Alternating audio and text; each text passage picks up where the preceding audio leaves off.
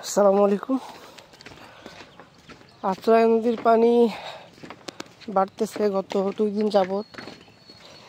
যদিও এবছরে আমাদের এই বাঁশের ব্রিজটা অন্যান্য বছরের তুলনায় 1-1.5 মাসের বেশি যাবৎ পর্যন্ত এখন পর্যন্ত টিকে আছে, যেটা অন্যান্য বর্ষার সময় আপনার যখন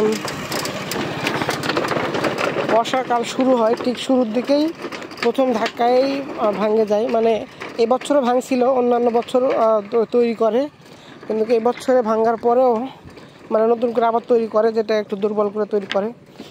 কিন্তু এবছর নতুন করে গত বছর তৈরি করছিল, কিন্তু তারপর 1 সপ্তাহ বা 10 দিন পরে সম্ভবত ভেঙে গেছিলো। আর এই বছরে 1-1.5 মাসের বেশি পর্যন্ত এখন পর্যন্ত আছে। আত্রাই নদী যমুনা নদীর পানি বাড়লে সচরাচর আত্রাই নদীতে পানির চাপটা একটু বেশি হয়। আমাদের আত্রাই নদীর উপর যতগুলো ব্রিজ আছে এই বছর এখন পর্যন্ত সবগুলোই মোটামুটি ভালো আছে।